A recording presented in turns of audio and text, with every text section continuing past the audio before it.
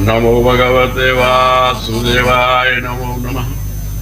ब्रह्मानंदं परम सुखदं कैवल्यं ज्ञानमूर्ते નો અવતાર થાય છે જ્યારે જ્યારે આપણા હૃદયની માલિકોર ભગવાનનો ભાવ પ્રગટ થાય છે ત્યારે ત્યારે સર્વ પ્રકારની અવિદ્યાનો નાશ થાય છે, સર્વના હૃદય પવિત્ર બને છે, ઠેર ઠેર આનંદ વર્તાય છે, ઝાડ પાન ફળ ફૂલો સારી રીતે ખીલે છે, માગ્યા વરસાદ વરસે છે, સર્વના હૃદયની માલિકોર કાયમને માટે આનંદ પ્રફુલ્લિત રહે છે.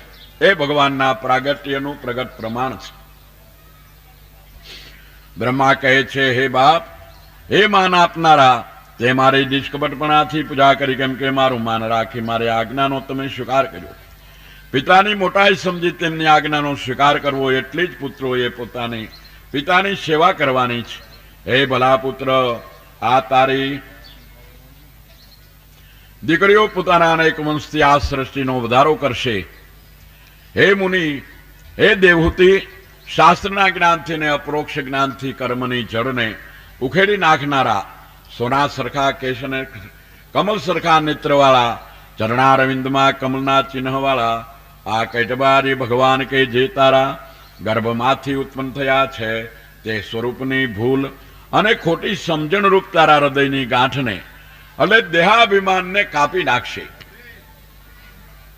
અને એ પોતે કે જે જ્ઞાની લોકોના સ્વામી સાંખ્ય વિદ્યાના આચાર્યોએ માનેલા અને તારી કીર્તિને વધારનારા છે, તેમનું લોકમાં કપિલ એવું નામ પડશે. મૈત્રેય કહે છે પ્રમાણે બ્રહ્મા કર્દમ અને દેવહૂતિને આશ્વાસ ના કરી મરીચી વગેરે ઋષિઓને ત્યાં જ રાખતા સનત કુમાર અને નારદજીને સાથે લઈ હંસે જોડાવેલા માનમાં બેસી સત્યલોકની માલિકોર ગયા. હે વિદુર્ગ, બ્રહ્મા ગયા પછી તેમણે પ્રેરેલા કર્દમ મુનિએ તેમના કહેવા પ્રમાણે પ્રજાપતિઓને પોતાની કન્યાઓ આપી. મરીચીને કલા આપી, અત્રિને અનસૂયા, અંગિરાને શ્રદ્ધા, પુલત્સને અવિર્ભુ, પુલહને ગતિ, કૃતુને ક્રિયા, ભૃગુને ખ્યાતિ, વશિષ્ઠને અરુંધતી, અથર્વાને શાંતિ, કે જેથી યજ્ઞ થાય છે તે આપી. એ પ્રમાણે વિવાહ કરી જમાઈઓનું અને દીકરીઓનું સારી રીતે સન્માન કર્યું.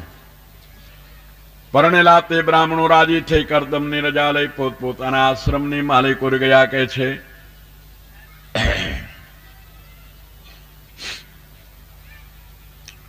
એકાંત જોઈને માતા પોતાના પુત્ર ભગવાનને કહે છે કે આપ પ્રકૃત રૂપ રહિત છો, તેથી ચતુર્ભુજાદિક જે અવલૌકિક રૂપ છે તે જ તમને યોગ્ય છે. તો પણ તમારા ભક્તોને જે રૂપ ગમે તેને તમે પણ ગમારો છો. એટલે ભગવાન ભક્ત જેવી ઈચ્છા કરે તેવું ભગવાન રૂપ ધારણ કરે છે. નગર ઓ તો પોતે મૂળમાં અરૂપી છે. જેના ચરણનું આસન તત્વ જાણવાની ઈચ્છાથી વિદ્વાનોએ સદાય નમસ્કાર કરવા યોગ્ય છે. ઐશ્વર્ય, વૈરાગ્ય, યશ, જ્ઞાન, પરાક્રમ, લક્ષ્મીથી પરિપૂર્ણ છે એવા આપને હું શરણે આવેલો છું. ત્યારે ભગવાન બોલ્યા, હે મુનિ, વેદ સંબંધી અને લોક સંબંધી કાર્યોમાં મારું બોલવું સર્વને પ્રમાણ છે. એટલા માટે મેં તમને વચન આપ્યું હતું તે સત્ય કરવા આ અવતારને મેં ધારણ કરેલો છે. કપિલ મુનિ કહે છે, સંસારની દુષ્ટ વાસનામાંથી છૂટવાને ઈચ્છનારાઓને આત્મવિચાર કરવામાં જેનો અવશ્ય ઉપયોગ છે એવી તત્વની સંખ્યા કરવાને સારું લોકમાં આ મારો અવતાર છે. આ પ્રયોજનથી જ મેં અવતારને ધારણ કરેલો છે. આ આત્મજ્ઞાનનો અનાદિ માર્ગ ઘણા કાળથી નાશ પામી ગયો છે, તેને પાછો ચાલુ કરવા માટે આ દેહ મેં ધારણ કર્યો છે. હું તમને રજા આપું છું, ભલે ખુશીથી તમે જાઓ. સર્વ કર્મોને ઉખેડી નાખે એવી બ્રહ્મવિદ્યા હું મારી માતાને આપીશ, કે જેથી એ સંસારમાંથી તરી જશે. મૈત્રેય બોલે છે પ્રમાણે કપિલદેવના વચન સાંભળી રાજી થયેલા કરદમ પ્રજાપતિ ભગવાનને પ્રદક્ષિણા કરી વનની માલિકોર ગયા. અહિંસા વ્રતનું ધારણ કરી આત્મામાં નિષ્ઠા રાખી આસક્તિ માત્ર મૂકી દઈ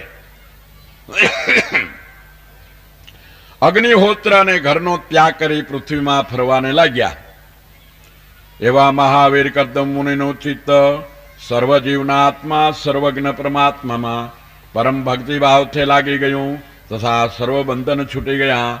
સર્વ પદાર્થમાં પરબ્રહ્મ છે ને પરબ્રહ્મમાં સર્વ પદાર્થ છે. તથા તે પરબ્રહ્મ હું છું એમ જોવા લાગ્યા.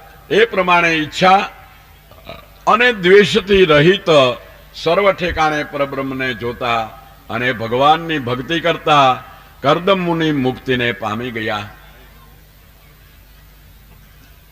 यदि श्रीमन महापुराण भागवत तृतीय स्कंद 24 अध्याय संपूर्ण बोलो श्री गिरिराज धरन की जय, द्वारिकाधीश की जय, सदगुरुदेव की जय.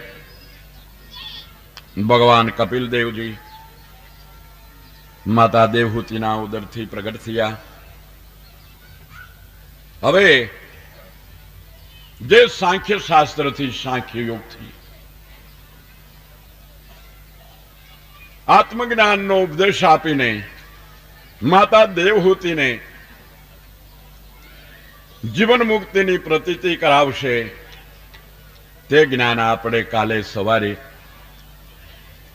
ભગવાનની ઈચ્છાથી ભેગા મળીને સાંભળશું, ગાઈશું. કારણ કે આ સુયોગ ભગવાનની કૃપા વિના બની શકતો નથી. ભગવાને આપણને આ નૈમિષારણ્ય ક્ષેત્રની માલિકો ભેગા કર્યા છે તે ભવસાગર તરી જવાને માટે બીજા વિચારોને, બીજા ડખાને મેલીને ભગવાનનું શરણ ગ્રહણ કરવું અને કથાની માલિકો દ્રઢ પ્રેમ રાખી અનન્ય ચિત્તથી સાંભળવું. બીજું, કથા સમાપ્ત થવા પહેલા એક વાત કહી દઉં કે ખાસ કરીને બહેનો માતાઓને એક વિનંતી કરવાની કે કથા શરૂ થઈ ગયા પછી પણ ઘણા બહેનો પોતાના કામમાંથી, ઘરમાંથી પરવારીને વેલા મોડા પણ આવી શકે એમાં કોઈ નવાઈની વાત નથી. કથા પહેલા આવી જાય એની તો બહુ જ બલિહારી છે, પણ એ સૌને માટે સુયોગ નથી. વેલું મોડું પણ થાય. પણ કહેવાનો ભાવાર્થ શું છે કે કથા શરૂ થઈ ગયા પછી ભાગવતને, ભગવાનને પગે લાગીને તરત જ બેસી જવું. પછી પ્રદક્ષિણા કરવી નહીં, ખોટી વાતો અહીંયા કરવી નહીં, લેતી દેતીની કંઈ કરવી નહીં, મૂકવા લેવાની વાત કરવી નહીં. મૂંગે મોઢે આવી પગે લાગીને તરત જ પોતાનું આસન લઈ લેવું અને તરત જ કથામાં ધ્યાન દેવું, જેથી કરીને ચાલુ કથામાં વિક્ષેપ ઊભો ન થાય. ખાસ કરીને બહેનોને આ કહેવાનું છે. બોલો શ્રી ગિરિરાજ ધરન કી, દ્વારિકાધીશ કી, સદગુરુદેવ કી જય.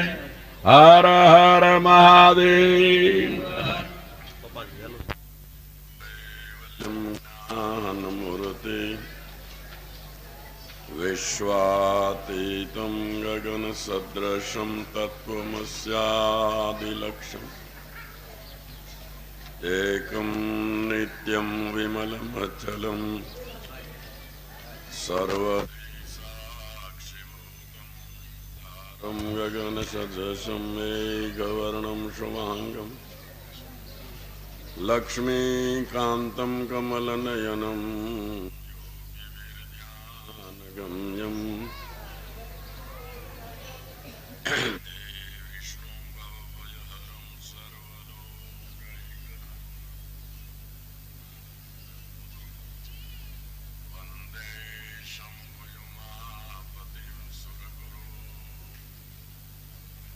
વંદે જગત્કારણમ વંદે પન્નગભૂષણમ રગધરમ વંદે પશુનાં પતે વંદે સૂર્યશશાંકવરહિનયનમ વંદે મુકુંદપ્રિયમ વંદે ભક્તજનાશ્રયમ ચ વરદમ વંદે શિવમ શંકરમ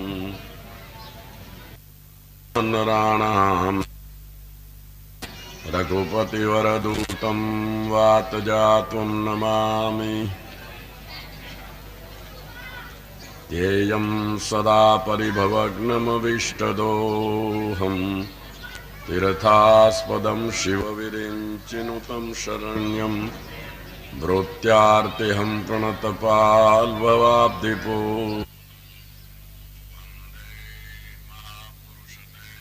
चरणारविन्दम्।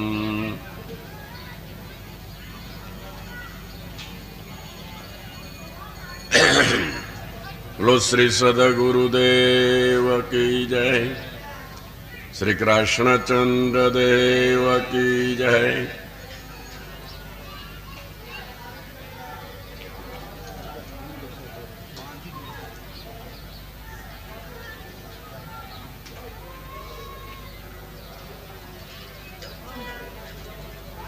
काले सांजे आपणे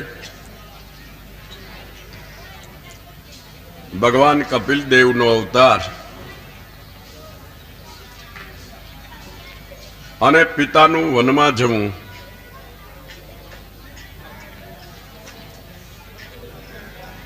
ए छेल्ली वात कही। आजे अत्यारे माता देवहूति मोक्षनो मार्ग जाणवाने माटे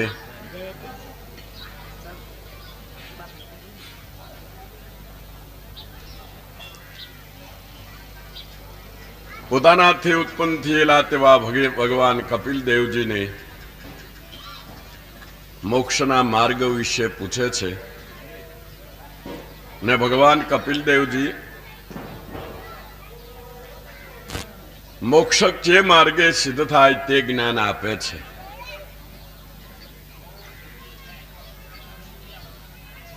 કપિલ દેવજી માતા દેવહૂતિને સાંખ્ય શાસ્ત્ર દીએ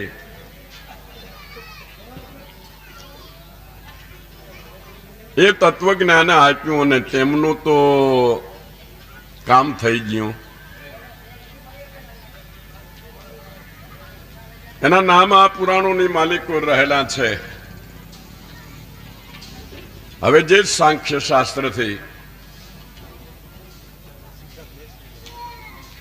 અને કપિલ દેવજીની કૃપાથી માતા દેવહૂતિનો મોક્ષ થયો તે માર્ગ તે જ્ઞાન આ ભાગવતની અંદર રહેલું છે। અત્યારે તો આપણે માટે તે જ્ઞાન છે। ભગવાન કપિલ દેવજીના દરબારમાં અત્યારે આપણે બેઠા છીએ અને આ સાચા મોતીનું અમૂલ્ય શબ્દોનું દાન આપણે લઈ અને આપણે ભવસાગર તરી જવાની વાત છે।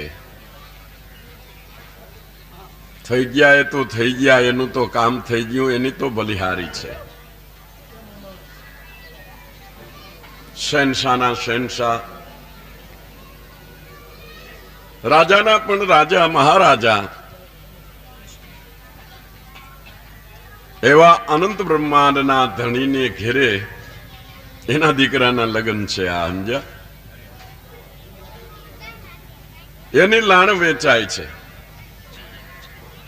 સામાન્ય માણસને ત્યાં બિચારાને ત્યાં બહુ તો શું, દીકરાના લગ્ન હોય તો ગોળના પીંડા વેચાય, એથી વધારે કાંઈક આગળ વધેલો હોય તો સાકર વેચે, ખારેક વેચે, અને શ્રીમંતો ખોબલે ને ધોબલે વળી પરચુરણ લાણમાં રૂપિયા વેચે।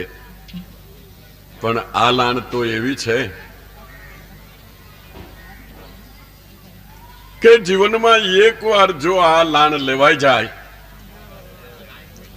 સાચા હીરા માણેકની લાણ છે, ખોબલે ને ધોબલે, આ લાણ આપણને પ્રાપ્ત થઈ જાય તો જે ગતિ કપિલ દેવજીના પ્રતાપે કરીને દેવહૂતિની થઈ તે ગતિ જરૂર આપણી થઈ જાય, એમાં કોઈ શંકા નથી।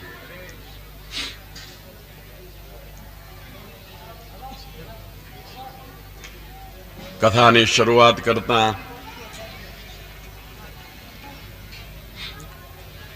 શૌનક કહે છે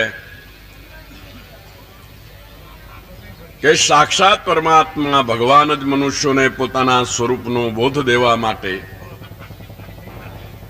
બીજા અવતારો અસુરોના નાશને માટે, ભક્તો સંતોના ઉદ્ધારને માટે, ભક્તિનું સારી રીતે સ્થાપન કરવાને માટે હોય છે.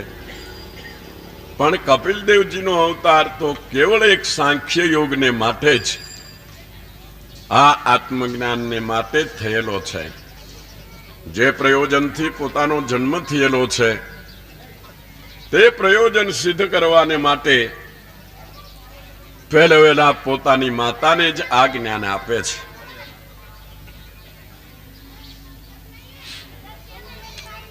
સાક્ષાત પરમાત્મા ભગવાન જ મનુષ્યોને પોતાના સ્વરૂપનો બોધ દેવા માટે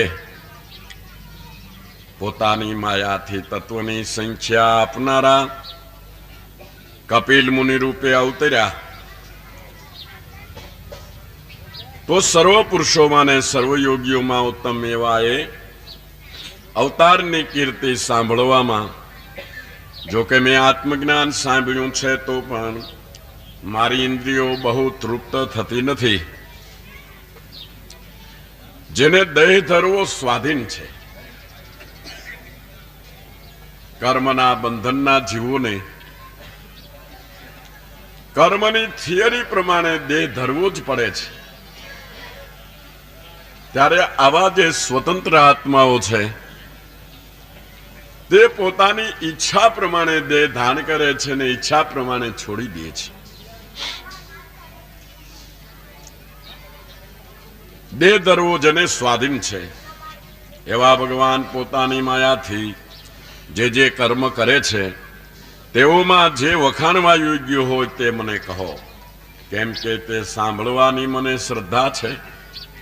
ત્યારે સુત બોલ્યા કે એ પ્રમાણે તમારી રીતે જ વિદુરે વ્યાસના મિત્ર મૈત્રેય મુનિને પૂછતા પ્રસન્ન થયેલા તે મુનિએ બ્રહ્મ વિદ્યાના વિષયમાં આ પ્રમાણે વિદુરને કહ્યું હતું.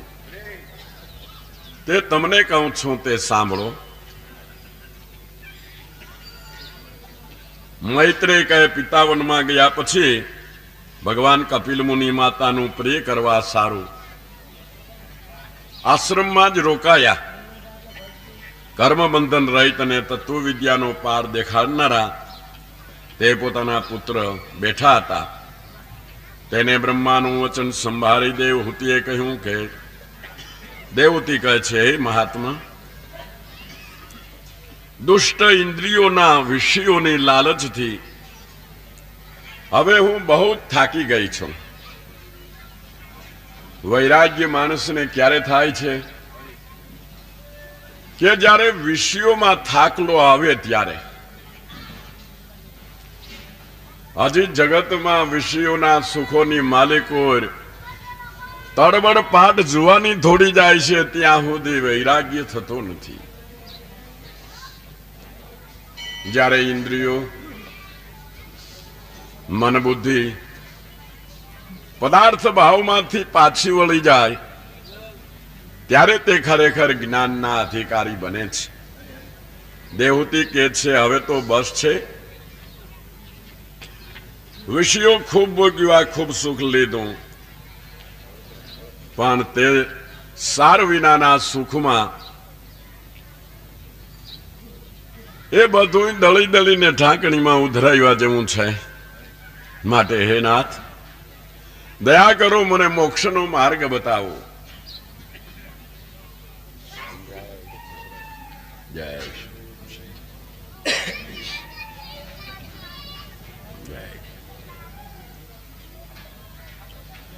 મૈત્રેય કહે છે પ્રમાણે પોતાની માતાની પુરુષોને મોક્ષમાં પ્રીતિ ઉપજાવનારી અને નિર્દોષ ઈચ્છાને સાંભળી મનથી પ્રશંસા કરીને આત્મજ્ઞાની સત્પુરુષોની ગતિરૂપ અને જરા સ્વાથી જેમનું મુખ શોભે છે એવા ભગવાન કહેવાને લાગ્યા. કપિલ દેવજી કહે છે, માણસોના કલ્યાણ માટે બ્રહ્મ વિદ્યામાં નિષ્ઠા રાખવી એ જ મોટામાં મોટો ઉપાય છે. એવો મારો સિદ્ધાંત છે કે જે બ્રહ્મ વિદ્યાથી સુખનો અને દુઃખનો અત્યંત નાશ થાય છે. બ્રહ્મ વિદ્યા એને કહેવાય છે કે મનના સર્વે આવરણોને ભેદી નાખે. અવિદ્યાનો નાશ કરી વિદ્યાનો, અને છેલ્લે વિદ્યા અવિદ્યા બંનેથી પર આત્મ તત્વ સમજાવે. ચિત્ત જ આ જીવને બંધન આપનારું ને મુક્તિ આપનારું છે એવો સિદ્ધાંત છે. જો ચિત્ત વિષયમાં લાગ્યું હોય તો બંધન આપે છે, અને પરમાત્મામાં લાગ્યું હોય તો મુક્તિ આપે છે. હું ને મારું એવા અભિમાનથી ઉત્પન્ન થયેલા કામ તથા લોભ વગેરે મેલ ટળ જવાથી સુખ દુઃખ રહિત થઈને સમતામાં આવેલું ચિત્ત જ્યારે શુદ્ધ થાય છે ત્યારે જ્ઞાન વૈરાગ્ય ને ભક્તિવાળા તે ચિત્તથી પોતાનું સ્વરૂપ કે જે દેહાદિકથી જુદું, સ્વયં પ્રકાશ ભેદ રહિત, સૂક્ષ્મ, ઉદાસીન, એક અને અખંડ છે તે જોવામાં આવે છે, અને દેહાદિક મોહ કરવામાં અસમર્થ જોવામાં આવે છે.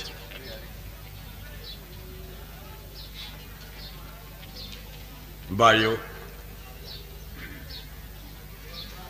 યોગીઓને સ્વરૂપની પ્રાપ્તિને માટે સર્વરૂપ ભગવાનમાં ભક્તિ કરવા જેવો બીજો કોઈ સહેલો માર્ગ નથી. હે સાધ્વી, સર્વ પ્રકારની આસક્તિઓનો જેઓએ ત્યાગ કર્યો હોય તેવો સાધુ કહેવાય છે. સર્વ આશ મિટાવી એનું નામ સાચો સંન્યાસી છે. તે માટે એવા લોકોનો સંગ કરવો, કેમ કે એવો વિષય સંગના દોષને મટાડે છે. વિષયોના સેવનનો ત્યાગ કરવાથી, વૈરાગ્યથી, વધેલા જ્ઞાનથી, યોગથી અને મારે વિશે અર્પણ કરેલી ભક્તિથી હું કે જે પોતાનું સ્વરૂપ છું તેને જીવતા જ પામે છે. અને હે માતા, પરમાત્માને પામવું એમ કયો કે મોક્ષ થવો એમ કયો, એ જીવતા છતાં થાય તે બરાબર છે. તમને કોઈ એવું જ્ઞાન આપતું હોય કે તમે આ કર્યા કરો હું કહું એમ, મરી ગયા પછી તમારો મોક્ષ થઈ જશે, તો તે વાત બિલકુલ માનશો નહીં. કારણ કે મર્યા પછી કોઈનો મોક્ષ થતો નથી. તમારો મરી ગયા પછી મોક્ષ થશે એમ કેનારાને મોક્ષની જ ખબર નથી. જેને મોક્ષની ખબર છે તે સમજે છે કે જીવન મુક્તિ એ જ મુક્તિ, જે મુક્તિ દેહપાતને, દેહપાતે જે મુક્તિ તે મુક્તિ શ્વાન ભૂંડ નહીં.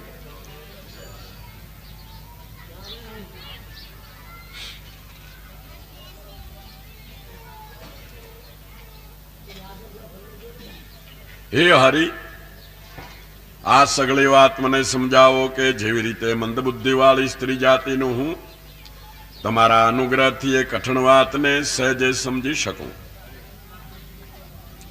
મૈત્રેય કહે છે એ પ્રમાણે માતાનું પ્રયોજન જાણી તેના ઉદરથી પોતે જન્મ્યા છે, તેથી જેને સ્નેહ ઉત્પન્ન થયો છે એવા કપિલ દેવ ભગવાને તત્વોનો અનુક્રમ કરવાનું, સાંખ્ય જ્ઞાન, ભક્તિનો વિસ્તાર અને યોગ એ ત્રણેય પદાર્થો કહ્યા. કપિલદેવ બોલ્યા કે વિષયોનું ગ્રહણ થવા ઉપરથી જ જેઓના અસ્તિત્વનું અનુમાન થાય છે.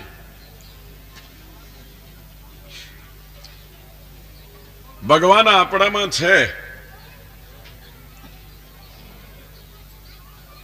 એનો પુરાવો શું કોઈ એમ પૂછે તો કે એનો પુરાવો પ્રત્યક્ષ છે. ભાઈઓ, આંખ જોઈ શકે એ ઈશ્વર હોવાની સાબિતી છે. કાન સાંભળી શકે એ ઈશ્વર હોવાની સાબિતી છે. આ જીભ બોલી શકે, સ્વાદ લઈ શકે, તે ઈશ્વર હોવાની સાબિતી છે.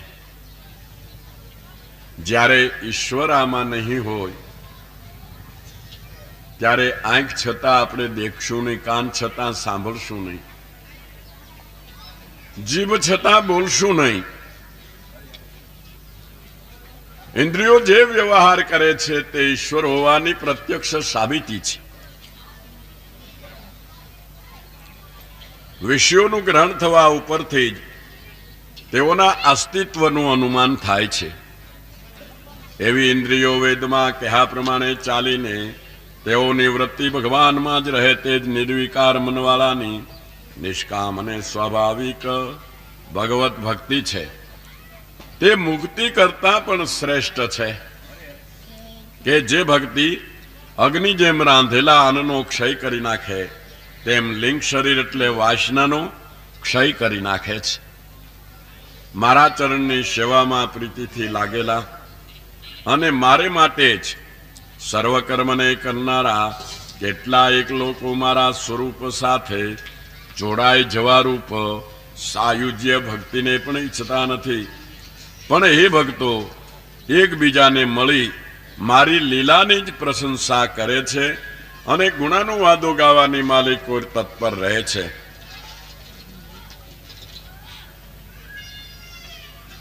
इति श्रीमन महापुराण भागवत तृतीय स्कंद कपिल देवाख्यान 25मो अध्याय संपूर्ण. बोलो श्री गिरिराज धरन की जय. કપિલ દેવ કહે છે, હવે તમારી પાસે જુદા જુદા તત્વના લક્ષણ કહીશ કે જે જાણવાથી માણસ પ્રકૃતિના ગુણ જે દેહાદિક તેથી છૂટો પડે, એટલે તેઓનું અભિમાન મૂકી દે. હૃદયની ગાંઠને એટલે દેહાભિમાનને તોડનાર આત્મદર્શન રૂપ જે જ્ઞાન માણસને મોક્ષ આપનાર કહેવાય છે તે તમારી પાસે કહેવાનો છું. જે આપણો આત્મા છે તે જ પુરુષ છે. એ પુરુષ અંતરદ્રષ્ટિથી જણાય એવું આત્મા છે એ જ ઈશ્વર છે અને એ અંતરદ્રષ્ટિ કરવાથી જ ઓળખાય છે. માટે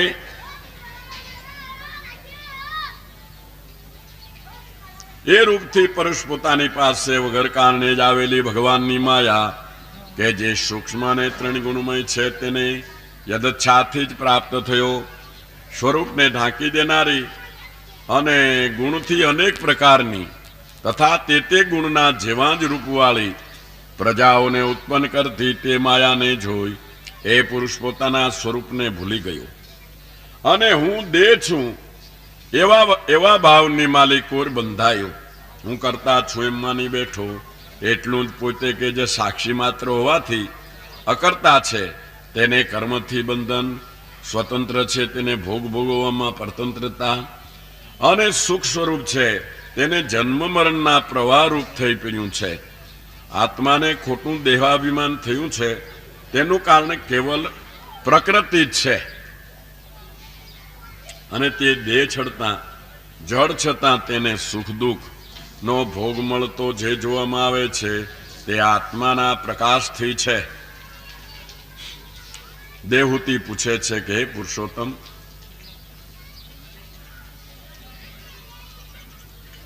આ જગતના કાનરૂપ અને જગત આખું જે રૂપ છે એવા પ્રકૃતિ પુરુષનું સ્વરૂપ મને કહી બતાવો.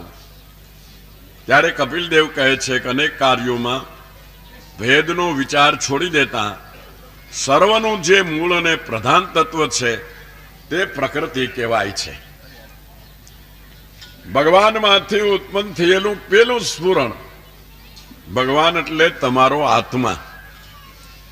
જ્યાં જ્યાં ભગવાનનું નામ આવે, જ્યાં જ્યાં કૃષ્ણ, રામ ઇત્યાદિક નામ કહેવામાં આવે ત્યાં ત્યાં તમે તમારા આત્મ સ્વરૂપે સમજી લેજો તો જ આ વાત યથાર્થ થાય એવી છે.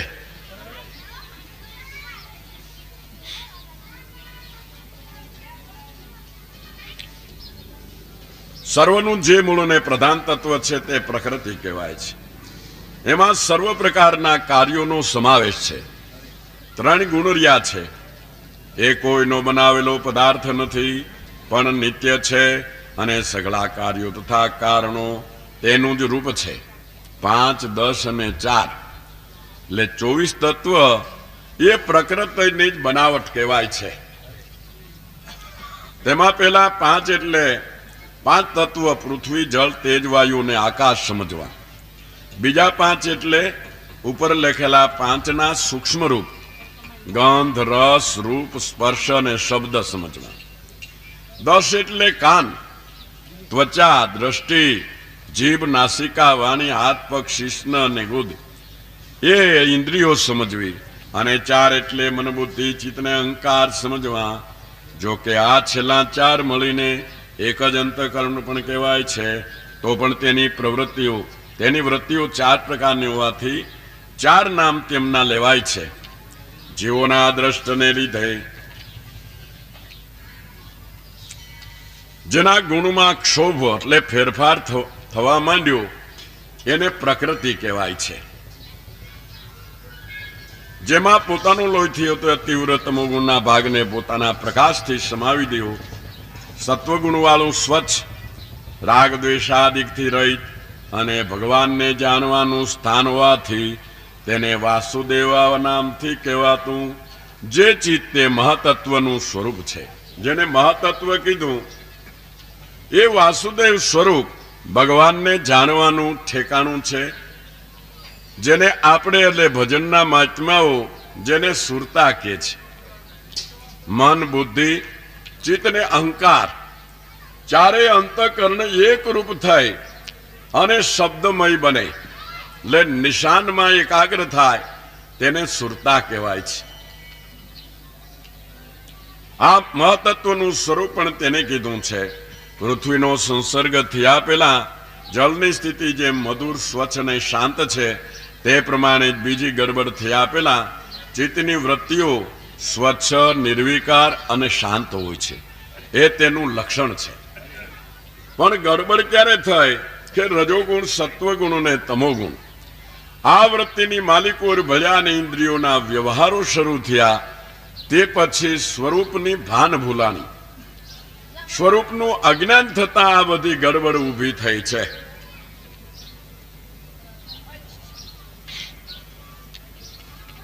હે માતા, વિકાર પામતા રાજસંકારમાંથી આપણી બુદ્ધિ ઉત્પન્ન થઈ છે. પદાર્થનું સ્ફુરણ થવાને ઇન્દ્રિયોને સહાયતા મળવી એ બુદ્ધિનું લક્ષણ છે. સંશય, ખોટી સમજણ, ખરું જ્ઞાન, સ્મરણ અને નિદ્રા એ સગળી જુદી જુદી વૃત્તિઓ પણ બુદ્ધિના જ લક્ષણો છે. ક્રિયાશક્તિ વાળો પ્રાણ અને જ્ઞાન શક્તિ વાળી બુદ્ધિ રાજસંકરમાંથી થયેલા છે. માટે ક્રિયાશક્તિ વાળી કર્મેન્દ્રિયો અને જ્ઞાન શક્તિ વાળી જ્ઞાનેન્દ્રિયો પણ રાજસંકારમાંથી થયેલી ગણાય છે. ભગવાનની શક્તિએ પ્રેરેલા અને વિકાર પામતા તમામ અંકારમાંથી શબ્દ ઉત્પન્ન થયો અને શબ્દમાંથી આકાશ થયેલું છે. એ શબ્દને ગ્રહણ કરનારી શ્રોત્ર ઇન્દ્રિય છે. શબ્દથી સર્વ પદાર્થોને નામ મળે છે. જે જણ નજરે દેખાતો ન હોય પણ તે કોઈ વસ્તુને જોઈને બોલતો હોય તો શબ્દ ઉપરથી પણ ઓળખાય છે. આ કાંઈક કોઈ આવે અને આ જાણીતો માણસ કમાર ખખડાવે અને આપણે એમ કે ભાઈ કોણ છે એ, તો સામેથી એમ કે ને કોઈ નહીં. એટલે ભાઈ કોઈ નથી તે કોણ બોલે છે? પણ બોલનાર માણસ એટલો બધો પરિચિત છે કે જેના અવાજ ઉપરથી આપણે એને ઓળખી શકીએ છીએ. તે ભગવાનની ઓળખાણ પણ શબ્દ નાદ ઉપરથી થઈ શકે છે. કહેવાનો છેલ્લો ભાવાર્થ ઈ છે. શબ્દ જેનું સૂક્ષ્મ રૂપ છે એવું આકાશ કાલગતિથી વિકાર પામતા તેમાંથી સ્પર્શ ઉત્પન્ન થયો અને સ્પર્શમાંથી વાયુ થયો. એ સ્પર્શને ગ્રહણ કરનારી ત્વચા ઇન્દ્રિય છે. કોમળ, કઠણ, ટાઢું, ઊનું અને વાયુનું સૂક્ષ્મ રૂપ એ સ્પર્શનું લક્ષણ છે. વાયુ પદાર્થોને હલાવે છે, જુદા પડેલા પદાર્થોને ભેળા કરે છે. ગંધને નાક સુધી પહોંચાડે છે. આપણા શબ્દ જે બોલીએ છે, મારા મોઢાથી તમારા કાન સુધી આ શબ્દને કોણ લાવે છે? કે વાયુ. શબ્દ સ્વરૂપી દાદા રામદેવજી વાયુરૂપી લીલુડા ઘોડે અસવાર છે. જો આપણી વચ્ચે એક 4 જ આંગળનું 6 આંગળની પટ્ટી વેક્યુમ કરી નાખવામાં આવે તો હું ગમે એટલા દેકારા કરું તોય તમે સાંભળો નહીં. મારા મોઢાથી તમારા કાન સુધી આ શબ્દને લાવનાર પવન છે.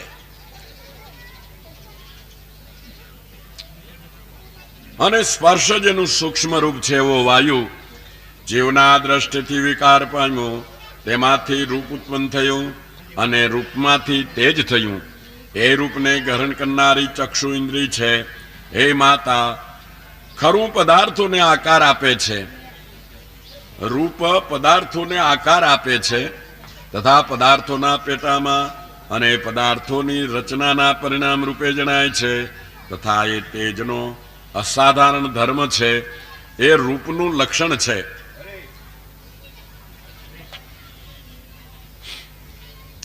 પ્રકાશવું,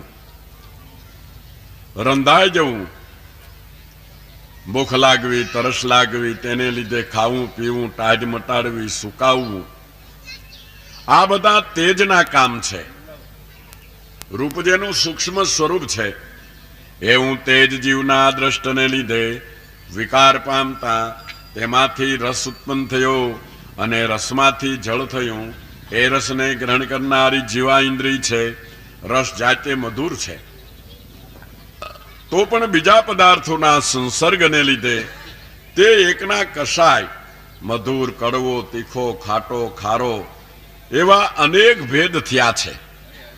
તો તે એના લક્ષણ સમજવા, પલાળવું, પીંડો કરવો, તૃપ્તિ આપવી, જીવાડવું, તરસથી થયેલી વિવલતા મટાડવી, ગરમી ટાળવી, કૂણું કરવું અને કુવા વગેરેમાંથી કાઢતા છતાં પણ વારંવાર નીકળ્યા કરવું, એ સગળું જળનું લક્ષણ કીધેલું છે. રસ જેનું સૂક્ષ્મ રૂપ છે એવું જળ જીવના અદ્રષ્ટની પ્રેરણાથી વિકાર પામતા તેમાંથી ગંધ ઉત્પન્ન થયો અને ગંધમાંથી પૃથ્વી થઈ. ગંધને ગ્રહણ કરનારી ઘ્રાણ ઇન્દ્રિય છે. ગંધ જો કે એક જ છે તો પણ સંસર્ગ પામેલા પદાર્થોના અવયવોનો ફેરફાર થવાથી તેના મિશ્રિત, દુર્ગંધ, સુગંધ, શાંત અને ઉગ્ર ઇત્યાદિ જુદા જુદા ભેદ ઉત્પન્ન થયેલા છે. પ્રાણીઓને તથા તેઓના સ્ત્રી પુરુષાપણાના વગર અને ગુણોને અનેક પરિણામ પ્રગટ કરે છે. એ સગળું પૃથ્વીનું લક્ષણ સમજવું. આકાશનો અસાધારણ ગુણ શબ્દ જેનો વિષય છે તે શ્રોત્ર કહેવાય છે. વાયુનો અસાધારણ ગુણ સ્પર્શ જેનો વિષય છે તે ત્વચા કહેવાય છે. તેજનો અસાધારણ ગુણ રૂપ જેનો વિષય છે તે ચક્ષુ કહેવાય છે. જલનો અસાધારણ ગુણ રસ જેનો વિષય છે તે જીભ કહેવાય છે. પૃથ્વીનો અસાધારણ ગુણ ગંધ જેનો વિષય છે તે ઘ્રાણ ઇન્દ્રિય કહેવાય છે. હે માતા, એટલા માટે પૃથ્વીમાં પોતાના ગુણગંધની સાથે શબ્દ, સ્પર્શ, રૂપ, રસ કે જે આકાશ, વાયુ, તેજ અને જળના ગુણ છે તે સગળા જોવામાં આવે છે. સગળા મહત્તત્વ વગેરે તત્વો જ્યારે પરસ્પરને નહીં મળતા જુદા જુદા રહ્યા હતા ત્યારે કાલ, કર્મ અને ગુણના સમાયોગથી ઈશ્વરે તેઓમાં પ્રવેશ કર્યો. ઈશ્વરે પ્રવેશ કરવાથી ભેળા થયા અને ઉથલપાથલ પામેલા એ તત્વોમાંથી એક ચેતના વગરનું ઈંડું ઉત્પન્ન થયું. 5 તત્વોનો ઘાટ ઘડાનો અને તેની માલિકોરે એક ચેતના વિનાનું ઈંડ એ ઉત્પન્ન થયું કે જેમાંથી આ વિરાટ પુરુષ એટલે બ્રહ્માંડનો આકાર ઘડાનો.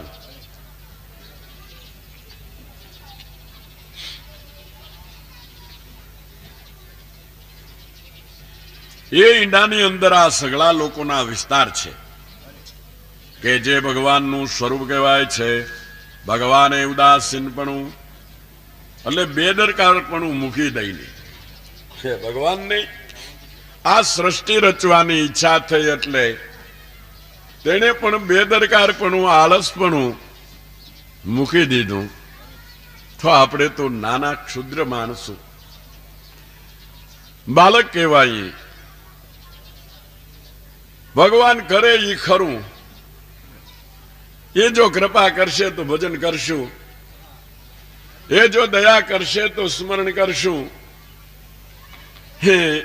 એ જો નવાજશે તો કંઈક દાન પુણ્ય કરશું. આ તો બધા કાયરના શબ્દો છે. જેને કાંઈ નથી કરવું એને માટેની આ લવારી છે. કાંઈ એમ નથી કહેતો કે ભગવાનની ઈચ્છા થાય તો પેટ ભરાય છે ખાઈશું, ભગવાનની ઈચ્છા થાય ને ડગલો થઈ જાય છે તો વાપરશું. ત્યાં તો સવારના પોરમાં કામકાજ પતાવીને સડે રાત ધંધે વયો જાય છે. ત્યાં તો વાટ જોતો નથી, કારણ કે તરતો તરત પેટનો ખાડો રાડ્યું દેવા માંડે. અને આમાં એવું કાંઈ દેખાતું નથી. આની ખોટ બહુ લાંબે ગાળે જણાય એવી છે, તરત નથી જણાતી. જો ભજન વિનાનો જીવનમાં કોઈ ખાંચો પડતો હોય તો માણસ તરત તૈયાર થાય. જેમ ખાવાને માટે તરત તૈયાર થઈ જાય છે ને, બપોર થયા ખાવાને વાર હોય ત્યાં ચૂલા દેમનું ધ્યાન વયું જાય, રસોડા દેમનું.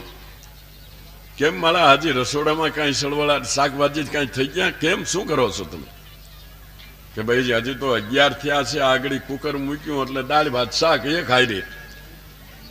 પણ તો 11 વાગ્યા, આવે 11:30 તો મારે જમવા જોઈએ. તો એને માટે આપણે તાત્કાલિક તૈયારી કરીએ છીએ. પણ ભજનમાં આમાં ખાંચો નથી પડતો એટલે જલ્દી તૈયાર થતા નથી. ખાંચો પડે છે પણ એવડો મોટો ખાંચો પડે છે કે જેને આપણે ચર્મચક્ષુ જોઈ શકતી નથી. એ ખોટને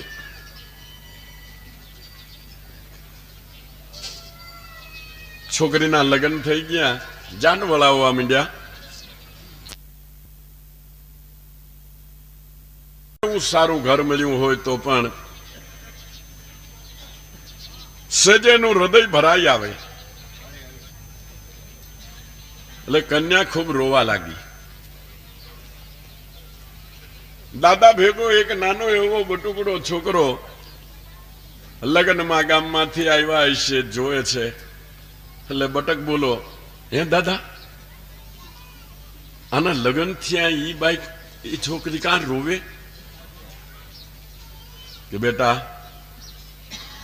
આજ 20 વર્ષે 22 વર્ષે 25 વર્ષે પિતાનું ઘર છોડીને અજાણ્યા ઘરમાં જવું છે, પરદેશ જવું છે.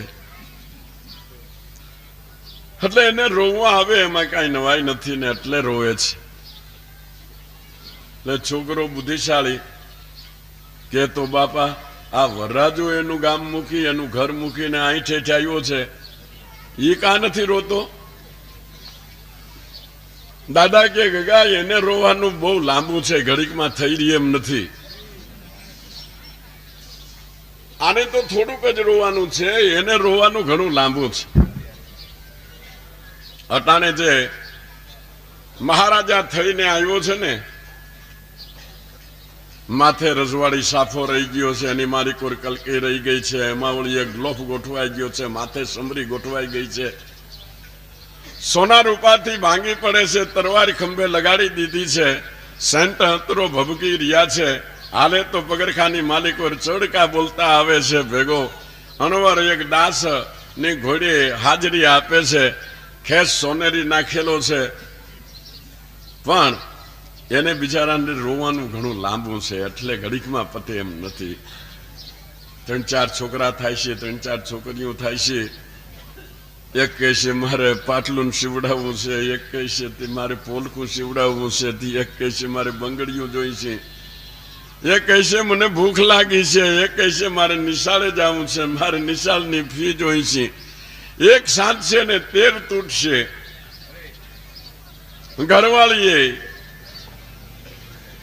આટલો મોટો વરોને કાંઈ ધંધો નથી કરતા, આટલું કર્યા હોય એમાં શું દીવળે,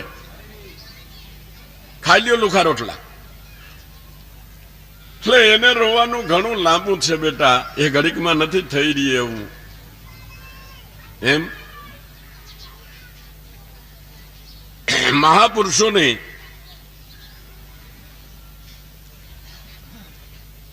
આ સૂક્ષ્મ સમજણની માલિકો આખી વૈરાટની સમજણ રિયલી છે. પણ જે કોઈ અંતરદ્રષ્ટિ કરીને આ કથાને સમજે, સાંભળે, તેને સર્વે પુરાણ ઘટમાં ઓળખાય, ઘટ પુરાણ તરીકે વંચાય, ઘટ પુરાણ તરીકે સંભળાય.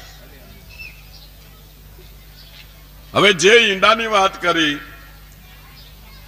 એ ઈંડાની અંદર આ સગળા લોકોના વિસ્તાર છે. તે ભગવાનનું સ્વરૂપ કહેવાય છે. પ્રથમ તે ઈંડામાં મોઢું થયું કે જેમાં વાણી ઇન્દ્રિય અગ્નિ દેવતા સહિત આવીને વાસો કર્યો. નાક થયું કે જેમાં ઘ્રાણ ઇન્દ્રિય અને વાયુ દેવતાઓએ આવીને વાસો કર્યો. આંખો ઉત્પન્ન થઈ જેમાં ચક્ષુ ઇન્દ્રિય અને સૂર્ય દેવતાએ વાસો કર્યો. કાન ઉત્પન્ન થયા કે જેમાં શ્રોત્ર ઇન્દ્રિય અને દિશા દેવતા છે. તે પછી ત્વચા ઉત્પન્ન થઈ જેમાં રૂવાડા તથા મોવાળા ઇન્દ્રિય અને ઔષધિ દેવતા છે. કપિલ દેવજી કહે છે, હે માતા, અપાન ઇન્દ્રિયને જગતને ભય દેનારો મૃત્યુ દેવતા છે. હાથ ઉત્પન્ન થયા જેમાં બલ ઇન્દ્રિય અને ઇન્દ્ર દેવતા છે. પગ ઉત્પન્ન થયા જેમાં ગતિ ઇન્દ્રિય અને વિષ્ણુ દેવતા છે. નાડીઓ ઉત્પન્ન થયેમાં રુધિર ઇન્દ્રિય અને નદીઓ દેવતા છે. પેટ ઉત્પન્ન થયું તેમાં ભૂખ તરસ ઇન્દ્રિય અને સમુદ્ર દેવતા છે. હૃદય ઉત્પન્ન થયું તેમાં મન ઇન્દ્રિય અને ચંદ્રમા દેવતા છે. વળી હૃદયમાં જ બુદ્ધિ ઇન્દ્રિય અને બ્રહ્મા દેવતા છે. અહંકાર ઇન્દ્રિય અને રુદ્ર દેવતા છે. આ પ્રમાણે ઔષધિઓ રૂવાડા સહિત ત્વચામાં પ્રવેશ કર્યો તો પણ એ પુરુષ ઉઠ્યો નહીં. જલ રેત સહિત શિષ્ણમાં પ્રવેશ કર્યો તો પણ એ પુરુષ ઉઠ્યો નહીં. મૃત્યુએ અપાન સહિત ગુદમાં પ્રવેશ કર્યો તો પણ એ પુરુષ ઉઠ્યો નહીં. એમ સર્વે ઇન્દ્રિય દેવતા, ઇન્દ્રિયોના દેવતાઓ પોતપોતાના સ્થાનો માલિકો આવીને વસ્યા તો પણ આ વૈરાટ પુરુષ ઉભો ન થયો. પણ જ્યારે અવિનાશી એવા જીવે આવીને વાસો કર્યો કે તરત જ તે પુરુષ જાગ્રત થયો. એથી શ્રીમન્ મહાપુરાણ ભાગવત તૃતીય સ્કંદ 26મો અધ્યાય સંપૂર્ણ. બોલો શ્રી ગિરિરાજ ધરન કી.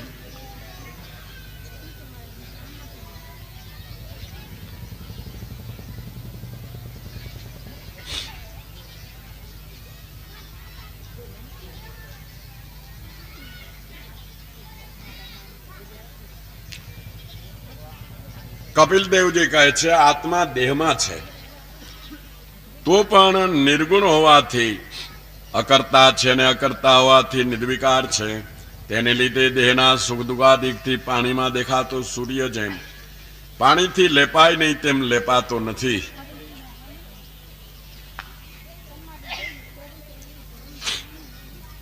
વાસ્તવિક જોતા સંસાર છે જ નહીં તો પણ વિષયનું ચિંતન કરનારા પુરુષને તે સંસાર મટતો નથી. જેમ કે સ્વપ્ન ખોટું છે તો પણ તે અવસ્થાવાળાને તે સમયના અનર્થ મટતા નથી. જાગ્યા પછી સ્વપ્ન મિથ્યા છે એવું આપણે કહીએ, જાણીએ, પણ જ્યારે આપણે પોતે સ્વપ્નમાં હોઈએ ત્યારે તો સ્વપ્ન સાચું લાગે છે ને. સાચું ન લાગે, સ્વપ્નમાં રાડ કેમ પડી જાય? સ્વપ્ન ઉડી ગયા પછી તેનું મિથ્યાપણું ભાસે છે. એમ જ્ઞાન થયા પછી, જાગૃત થયા એટલે જ્ઞાન થયા પછી આ જગતનું મિથ્યા સ્વરૂપ સમજાય છે.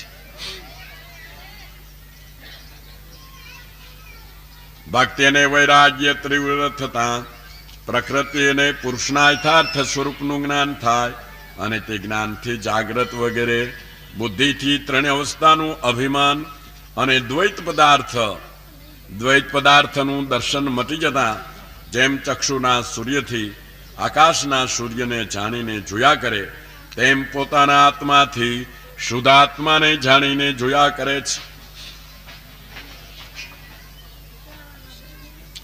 હવે દેવહૂતિ પૂછે છે, મહારાજ, પ્રકૃતિ કોઈ સમયમાં પુરુષને મુક્તિ નથી, કેમ કે એ બંને એકબીજાના આશ્રયથી રહ્યા છે તથા નિત્ય છે.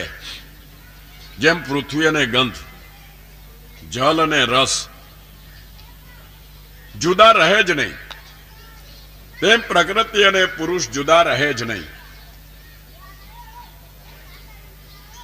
જેમ સાકર આકાર અને ગળપણ, આકારથી ગળપણને નોખો પાડી શકાય કે ગળપણથી આકારને નોખો પાડી શકાય છે, એમ પ્રકૃતિ અને પુરુષ કહેવાય છે બે, પણ ખાસ કરીને એક જ સ્વરૂપે સદાને માટે રહેલા છે. તેથી કદી જુદા પડતા નથી. કોઈ સમયે તત્વ વિચાર કરતા આ સંસાર રૂપ મહાભય મટી ગયા જેવું જણાય તો પણ પ્રકૃતિ જે કે તેનું કારણ છે તે નહીં મટવાથી પાછો દેખાયા વગર રહે નહીં. સંપૂર્ણ પ્રકૃતિનો લય જો ન થયો હોય તો વળી પાછો જન્મ મરણ ભાષા વિના રહેતું નથી. કપિલ દેવજી કહે છે, નિષ્કામ ધર્મ, નિર્મલ અંતઃકરણ, ઘણા દિવસ સત્સંગ કથા સાંભળવાથી પુષ્ટ થયેલી મારી તીવ્ર ભક્તિ, સ્વરૂપનું યથાર્થ જ્ઞાન, દ્રઢ વૈરાગ્ય, તપ સહિત યોગ અને અત્યંત દ્રઢ ચિત્તની એકાગ્રતા, એટલા સાધનોથી રાત દિવસ પરાભવ પામતી પુરુષની પ્રકૃતિ રોજ બળતી અગ્નિની અરણીની પેઠે ધીરે ધીરે ધીરે અદ્રશ્ય થઈ જાય છે. આ સાધનોને તમે મજબૂત બનાવો. ક્યાં દયા, ગરીબી, બંદગી, સમતા, શીલ, સુધ્યાન, આ 5 વળાવ્યા છે. આને કાયમને માટે તમારી સાથે રાખો તો ધીમે ધીમે ધીમે કરતા પ્રકૃતિનો લય થઈ કેવલ પુરુષ એક આત્મા જ ભાસે છે. ત્યારે તો ગમે તેવો દેહ હોય, ગમે ત્યાં હોય, ગમે તે રૂપે હોય, ગમે તે વર્ણે હોય, ગમે તે અવસ્થામાં હોય, છતાં પ્રપંચ રૂપી એ પરમાત્મા સર્વાંગે દેહ અને વિદેહે તે કેવલ પરમાત્મા છે. કપિલ દેવ કહે છે, રાજપુત્રી, હવે તમને સબીજ યોગનું લક્ષણ કહીશ કે જે પ્રકારથી ચિત્ત શુદ્ધ થઈ બ્રહ્મ વિદ્યાના માર્ગમાં આવે છે. પેલા તેના લક્ષણ કહી બતાવું છું કે જેથી કરીને તમે આ યોગને સમજવા માટે અધિકારી બની શકો. ભાઈઓ, આ આપણે સર્વેને માટે લક્ષણ સમજવા જેવા છે. આપણી ઘણાની એવી ફરિયાદ હોય છે કે તમે આ ધ્યાનની વાત કરો છો પણ હારું બહુ કાશ કરવા છતાં ધ્યાન નિશ્ચળ બનતું નથી. ધ્યાન કરવા બેસી ત્યાં કોઈક લફરા ઉભા થાય છે પાર વગરના. શું કરવાને તે લફરા ઉભા થાય છે તે કારણ શોધવું જોઈએ. શા માટે ચિત્ત એકાગ્ર થતું નથી? તો કપિલ દેવજી માતા દેવહૂતિને એ લફરા ઉત્પન્ન થવાના કારણો, લફરા ઉત્પન્ન ન થાય તે સાધનો કહે છે.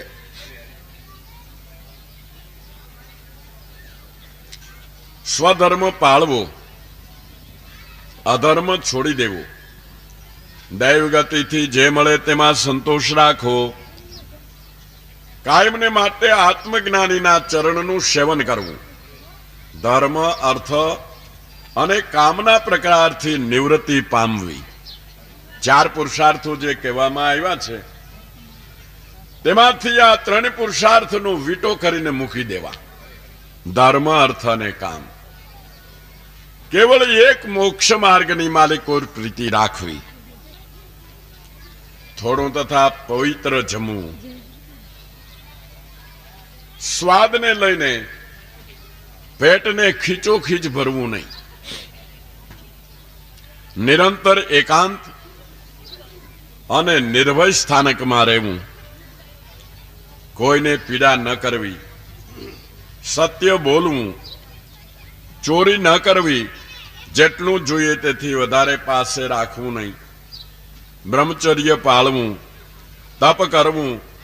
પવિત્રતા રાખવી. પાઠનો નિયમ રાખવો. ભગવાનની સેવા કરવી.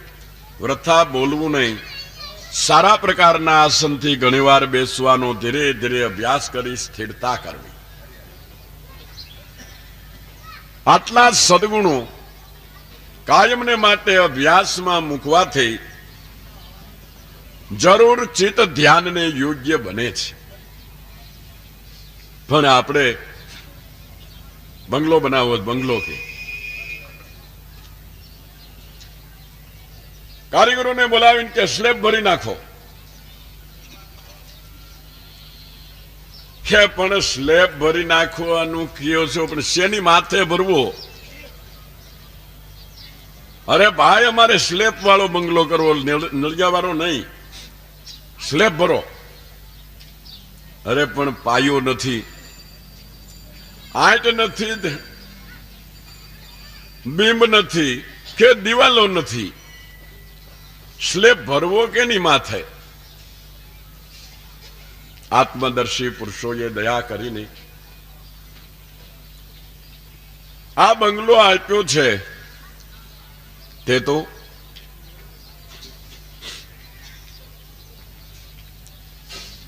તેને મૂળ દિવાલો કે થાંભલાઓ પૂરેપૂરા મજબૂત કરીને પછી એના ઉપર જો સ્લેબ ભરવામાં આવે તો કોઈ દિવસ ડગે નહીં. નહીતર આ ફરિયાદ આપણી આખી જિંદગી મટવાની રહી. મારું ચિત્ત સ્થિર નથી રહેતું, મારા મનમાં ગડબડ થયા કરે છે, ધ્યાન નથી લાગતું. કારણને જાણ્યા વિના કારણ નીકળે નહીં. ભુવાઈ ધૂણતા જોડિયાને પૂછી જો ને કોણ છો તું, તે પછી કાઢે છે ને. માટે કારણને ઓળખો તો ધ્યાન ન લાગવાનું કારણ જણાય, અને ધ્યાન લાગી જાય એવી વાત સમજાઈ જાય.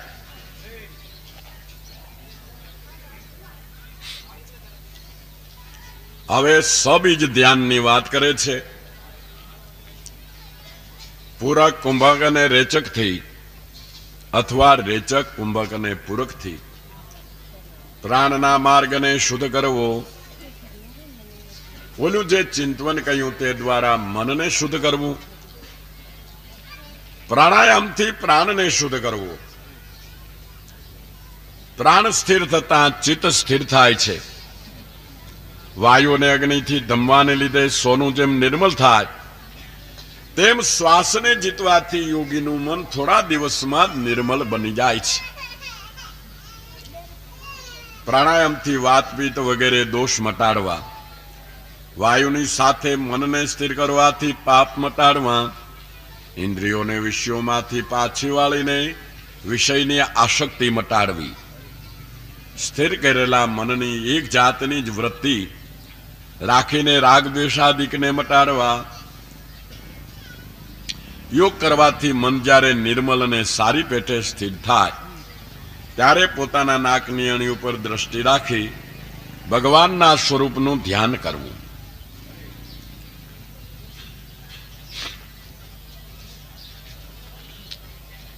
અંતર્યામી ભગવાનના ઉભેલા ચાલતા બેઠેલા જે રૂપને આપણે જોયા છે તે રૂપની માલિકોર ચિત્તને એકાગ્ર બનાવવું.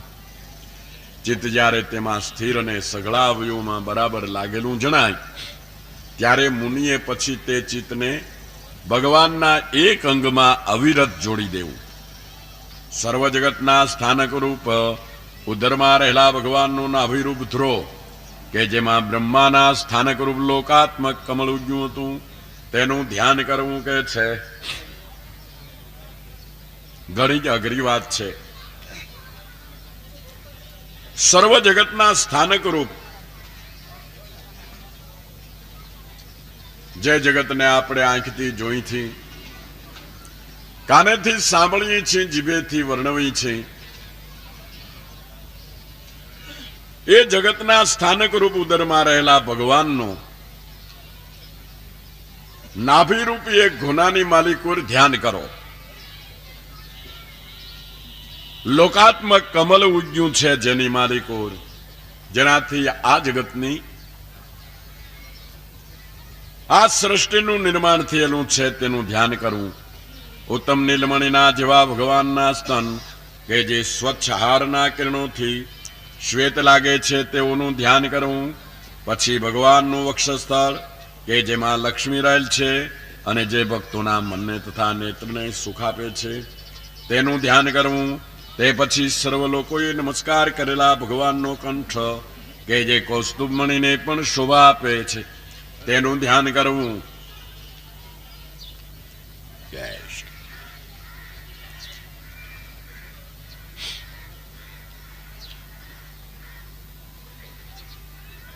તે પછી ભગવાનનો અતિ સુંદર મંદાસ્ય કે જેથી પ્રણામ કરનારા સર્વ લોકોના ઘણા શોકથી થયેલા આંસુનો સમુદ્ર પણ સુકાઈ જાય છે તેનું ધ્યાન કરવું.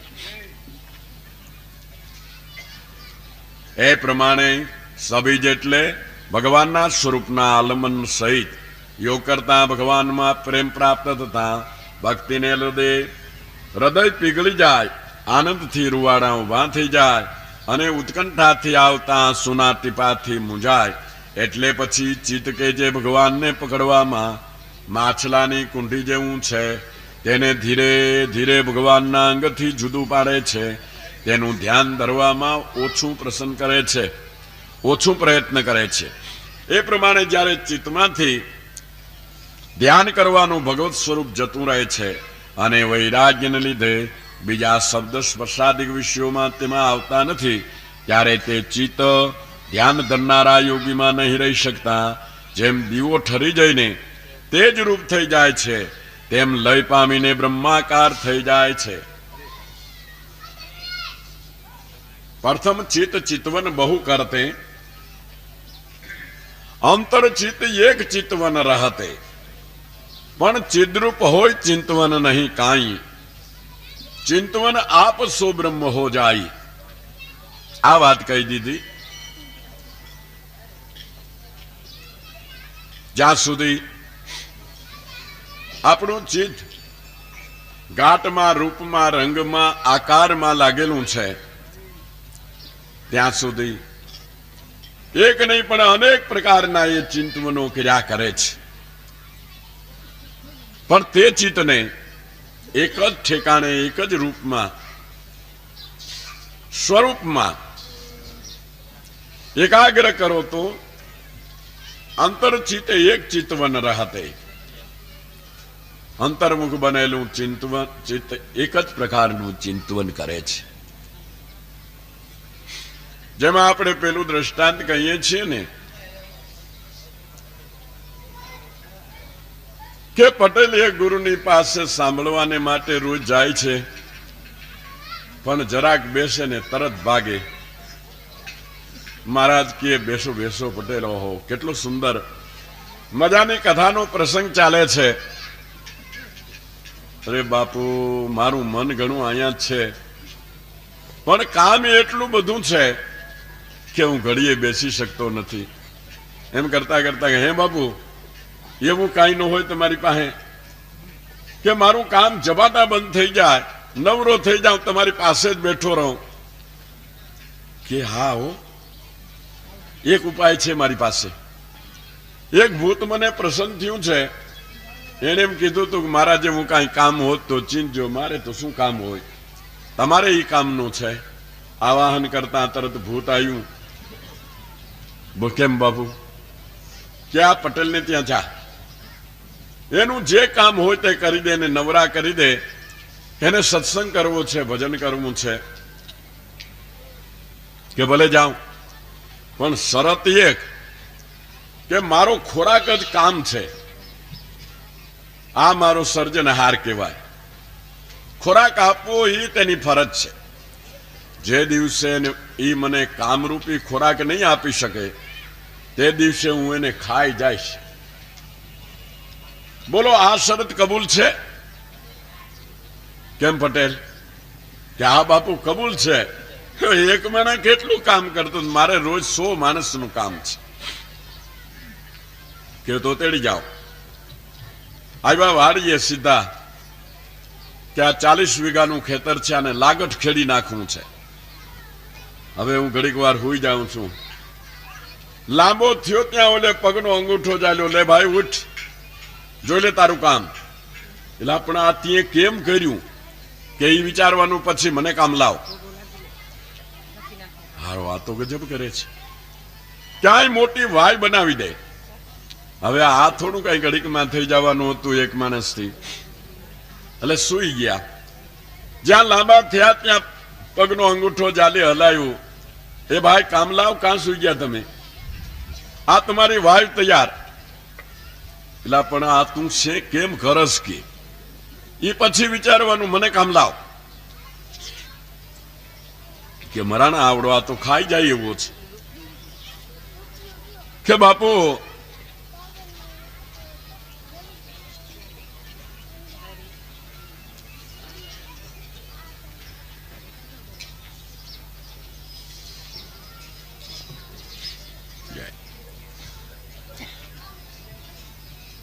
ત્યાં અહીંયા મોટો રાજમહેલ ખડો કરી દે, રાચ રચેલા સહિત.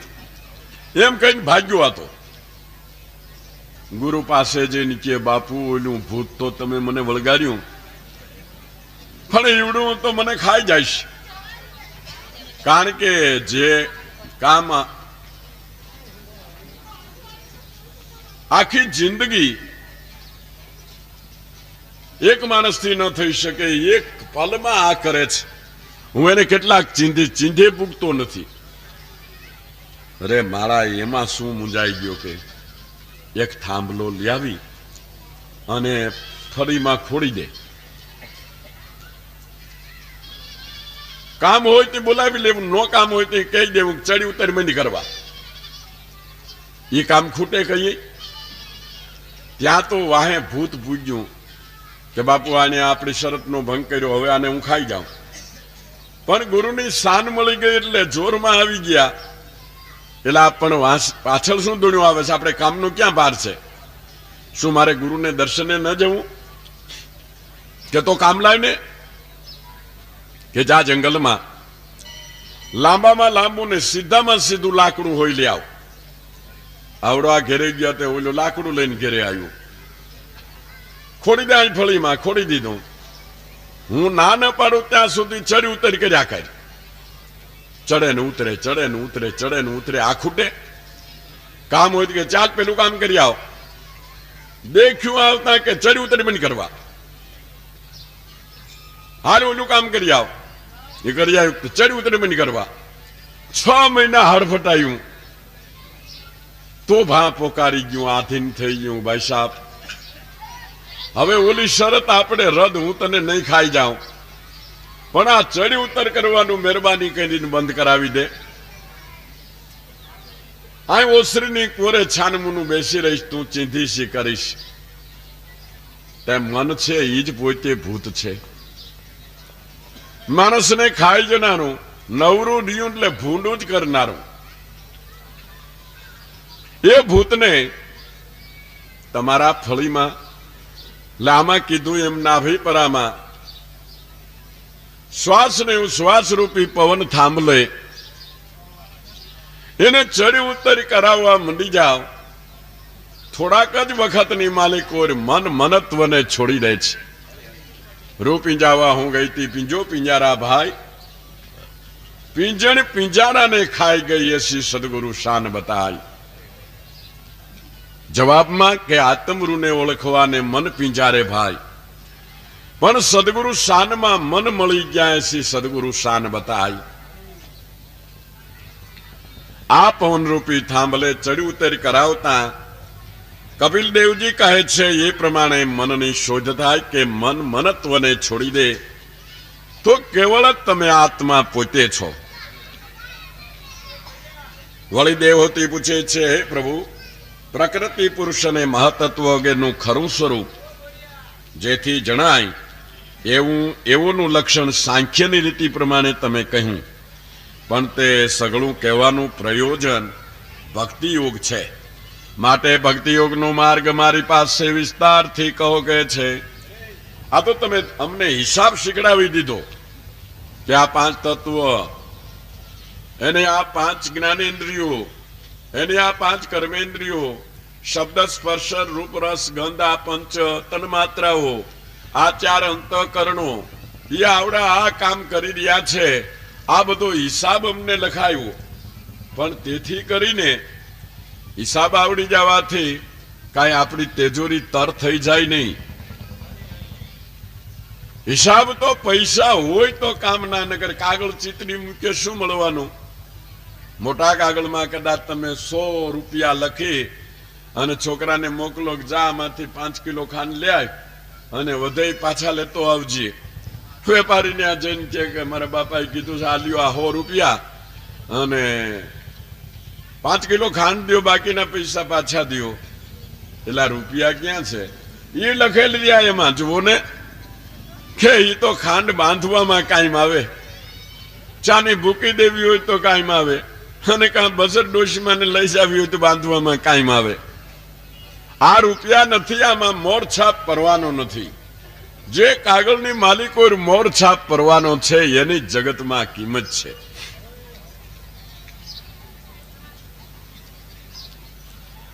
એટલે દેવહૂતિ કહે છે કે આ તત્વો આપે સમજાવ્યા, પણ ભગવાનના સ્વરૂપની અંદર એટલે આત્માની અંદર પ્રીતિ થવાનું કારણ તો ભક્તિ છે.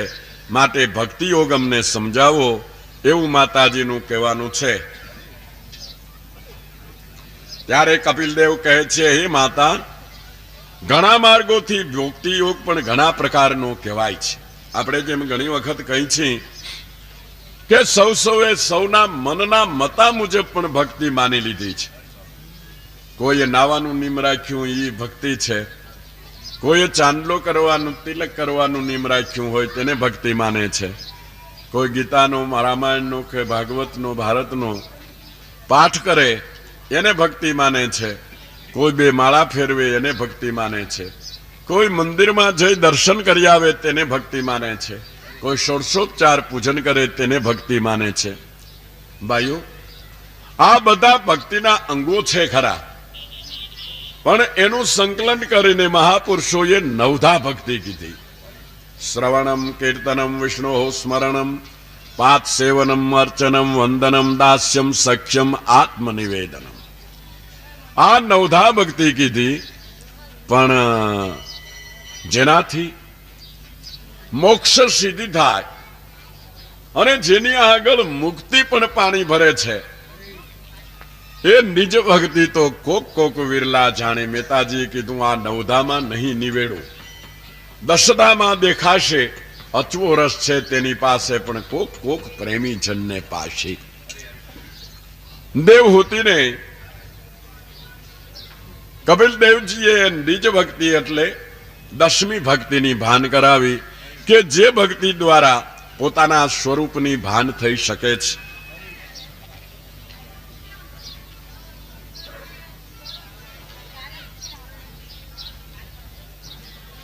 મારા ગુણનું શ્રવણ થતાં તે અંતકરણના આયાસથી મારા સ્વરૂપમાં આવે છે.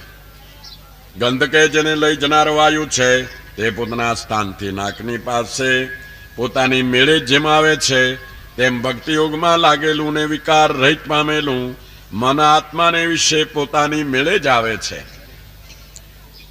જેમ ઝાડ પાકે એ કાંઈ પક્ષીઓને નોતરા ચીઠીઓ મોકલતા નથી, પણ પક્ષીઓ અનાયાસે તેની સુગંધી ઉપર તે ફળ ઉપર આવે છે. એમ જ્યારે સાધકનું ચિત્ત આવા બોધથી પાકી જાય ત્યારે અનાયાસે જ ચિત્ત કયો કે મન કયો તે આત્માભિમુખ બને છે. સુગંધ જેમ કોઈ પણ પ્રકારની ગંધ પણ નાકની પાસે અનાયાસે આવે છે ને,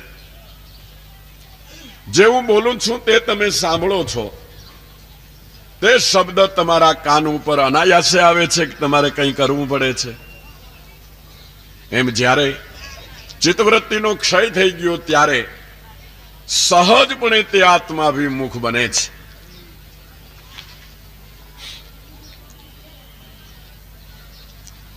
નોખા નોખા અનેક પદાર્થોની સામગ્રીઓની તેની જીરાડ નથી,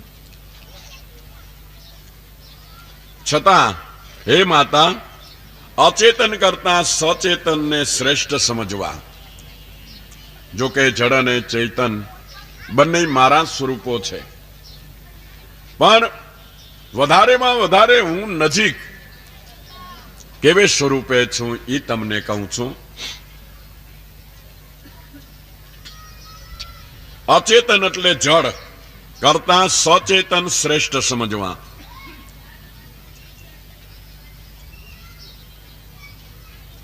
આવડા મોટા ગિરનાર પર્વત કરતા એક સોગઠડી ઉંદરડી મોટી છે.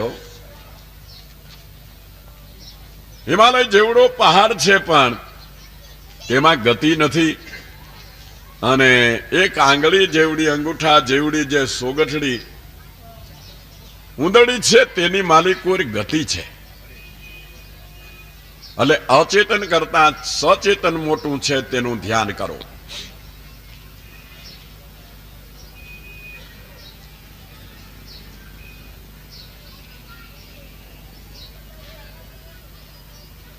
સચેતન કરતા પ્રાણવાયુની વૃત્તિવાળાઓને, તેઓથી ચિત્તવાળાઓને, તેઓથી ઇન્દ્રિયોની વૃત્તિવાળાઓને, તેઓથી રસ જાણનારાઓને, અને તેઓથી ગંધ જાણનારાઓને, તેઓથી શબ્દ જાણનારાઓને, તેઓથી નોખા નોખા રૂપ જાણનારાઓને, તેઓથી બંને તરફ દાંતવાળા પગ વિનાનારાઓને, તેઓથી ઘણા પગવાળાઓને, તેઓથી ચાર પગવાળાઓને, અને તેઓથી પણ મનુષ્યોને સર્વથી શ્રેષ્ઠ સમજવા.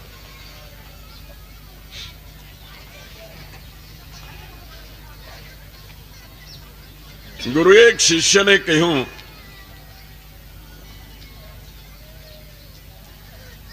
કે હંમેશા ઉત્તમની પૂજા કરવી.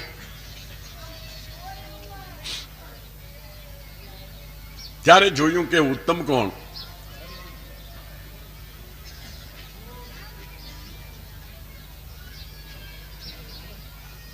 પોતે જે પૂજા કરી રહેલા હતા, ચોખ્ખો શંકર માથે ચડાવે, ઉંદરડી ઠેકડો મારીને એની માથે ચડીને શંકર ભગવાનની ઉપર બેહીને ચોખ્ખો ખાય હામી. બ્રાહ્મણને એમ થયું કે આ તે શંકર ભગવાન મોટા અને હું પૂજા કરી રહ્યો છું, પણ આના કરતા તો આ ઉંદરડી મોટી છે. મને ગુરુએ એમ કીધું છે એકથી એક અધિકની પૂજા કરવી. આ તો મીંડો ઉંદરડીની પૂજા કરવા. ત્યાં એક દી ઉંદરડી બેઠી છે ને મીંદડી આવી, એને ઝપટ મારી, ઉંદરડી માંડ ભાગી નીકળી. તો એને એમ થયું કે મારા આ ઉંદરડી કરતા મીંદડી મોટી, એની પૂજા કરું. થોડોક વખત એની પૂજા કરી. ત્યાં એક દી બાજીઓ કૂતરો ઘરમાં ઘરી ગયો. મીંદડીને દેખીને મારી તરફ જીવ લઈને નાઠી માંડ ઉગરી. એને એમ થયું મારવાનું આ કૂતરો મોટો આનાથી. એને તિલક કરે ને એને પગે લાગે ને એની પૂજા કરે. એમાં એક દી આ ભાઈ બહાર ગયેલા છે અને કૂતરો તો પાડ્યા જેવો થઈ ગયો એટલે ઘરમાં રહે. ઘરે આવે ત્યાં તો બપોરનો સમય, બાઈ રોટલી કરીને વાટ જુએ છે. ત્યાં બાઈની મોરા દેવ કૂતરા દેવ ઘરમાં ગરી ગયા ને એક રોટલી ઉપાડીને ભાગ્યા. જે બાઈ આવીને તાણીથી માર્યો ધોકો, ડાઉ કરતો ભાગ્યો. ઘરવાળાને એમ થયું કે આ કૂતરા કરતા મારી ઘરવાળી મોટી. એની પૂજા આદરી. એમાં પોતાને એ પૂજાની કઈ બીજી ખબર નહીં, પણ એક થી એક અધિકની પૂજા કરવી. છોકરાનો કોઈ ગુનો બન્યો, એને લઈને બાઈ કઈક બોલવા ગઈ. પોતાના ધણીએ ઠપકો દીધો, છોકરાને કાંઈક થપટ મારી દીધી હશે અને બાઈ વિફરી. બાઈ વિફરી એમાં ભાઈ ખીજાણો અને એક લપાટ મારી દીધી, પણ પગમાં પડી ગયા. ભાઈ સાહેબ હવે મારી ભૂલ થઈ, મારો માં. તઈ ખબર પડી કે આના કરતા હું મોટો. એ પ્રમાણે ચિત્ત આખા જગતમાંથી સંકેલાઈને જ્યારે પોતાના સ્વરૂપ એટલે આત્માની માલિકોને આવે છે, ત્યારે આ ચિત્તનો ભટકાર મટે છે અને ચિત્ત પોતે ચિદ્રૂપ બની જાય છે. એ વાત કપિલ દેવજી માતા દેવહૂતિને આ ઉપદેશ દ્વારા કહી રહ્યા છે. હે મનુની પુત્રી, ભક્તિ યુગ અને અષ્ટાંગ યુગે બંને મેં તમને કઈ સંભળાવ્યા છે કે જેઓમાંથી એક થાય તો પણ પુરુષ પરમાત્માને જરૂર પામે છે. નદીઓ ચાલી જાય છે, સમુદ્ર પોતાની સીમા મૂકતો નથી. અગ્નિ પ્રદીપ્ત થાય છે, પૃથ્વી પર્વતો સહિત ડૂબી જતી નથી. એ સગળું કાળની બીકથી થાય છે. કાળની આજ્ઞાથી જ આકાશ સર્વ પદાર્થોને રહેવાનો અવકાશ આપે છે. મહાતત્વ પોતાના દેહને 7 આવરણવાળા લોકરૂપે વિસ્તારે છે.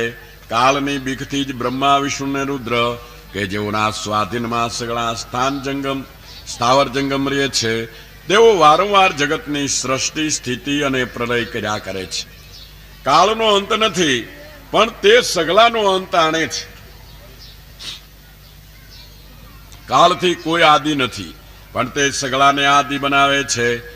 એક પદાર્થથી બીજા પદાર્થને ઉત્પન્ન કરનાર અને એક માર્ગથી બીજા માર્ગને મારનાર એ કાલ સદાને માટે અવિનાશી છે. તેથી શ્રીમન્ મહાપુરાણ ભાગવત તૃતીય સ્કંદ 29 અધ્યાય સંપૂર્ણ. શ્રી ગિરિરાજ ધરન કી, દ્વારિકાધીશ કી જય, સદગુરુદેવ કી જય.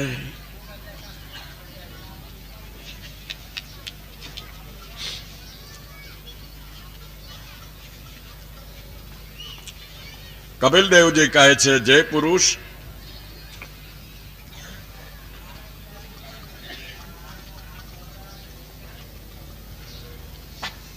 ગ્રસ્તાશ્રમમાં રહી તે આશ્રમના ધર્મોમાંથી કામ અને અર્થરૂપ ફળ લીધા કરે અને પાછા તે ધર્મોને પણ કર્યા કરે, તે પુરુષ ભગવાનનું આરાધન કરવા રૂપ ધર્મથી વિમુખ અને વિષયોને સારું મૂઢ હોવાથી શ્રદ્ધા રાખી દેવતાઓને પુત્રી કે જેવું પ્રાકૃત છે તેઓને પૂજે છે. એ વાતમાં હું ટૂંકાણમાં કહી દઉં કે ભાઈઓ, આપણને જો સીધે સીધો મહારાજાથી સંપર્ક થઈ જતો હોય તો પટ્ટાવાળાને, હજુરિયાને, ખાસદારને, ચીટનીસને આપણે મળવાની કે ખોટી થવાની જરૂર શી છે? પણ જેને લૌકિક સુખો જોઈ છે, ભાગવત એમ કહે છે કે શા માટે લોકો દેવી દેવતાઓને પછવાડે પીડ્યા છે કે જાણે તે દેવતાઓ આપને લૌકિક સુખ આપે, સંસારિક સુખ આપે, આપણે સાજા નરવાર અહીંયા આપણો વંશ વેલો વધે, એને માટેથી દેવી દેવતાને ભજી પૂજી રહ્યા છે. પણ મોક્ષ નામના ધામમાં પહોંચવાને માટે આ બધા વચ્ચે રોકનારા, વચ્ચે અટકાવનારા સ્થાનકો છે. માટે મોક્ષ માર્ગી જીવે સમય ઘણો ટૂંકો છે, પંથ લાંબો છે, વચ્ચે ખોટી થવું પોસાય એવું નથી. માટે ટૂંકાણમાં તે સ્થાનકોની વિગત આપણે જાણીએ.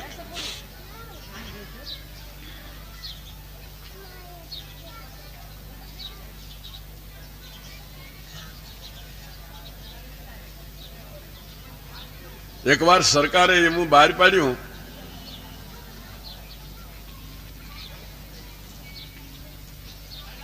કે જે ઊંચામાં ઊંચા જૂઠાણું બોલે એને 1000 સોના મોરો ઇનામમાં આપવી. એટલે એક માણસે લખીને દીધું કે હું બગીચામાં ફરવા ગયો તો ત્યાં 2 સ્ત્રીઓ એક બાકડા ઉપર 5 મિનિટ સુધી મૌન બેસી રહી.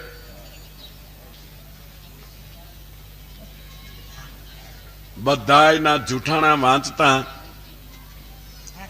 આ જૂઠાણું બધાયથી મોટું લાગ્યું. ઇનામ 1000 સોના મોરનું એને મળ્યું. કારણ કે સ્ત્રીઓને વાલામાં વાલી કોઈ ચીજ હોય તો વાત. કોઈ દિવસ 5 મિનિટ બે ભેગી થાય તો છાનમુની બેસી ન શકે, અને બેસવાનું કયો તો એ જૂઠાણું છે. આપણે આગળથી કાલે સાંજે વાર્તક સભાની માલિકોએ વાત કરી દીધી છે કે કથામાં આપણે મોઢા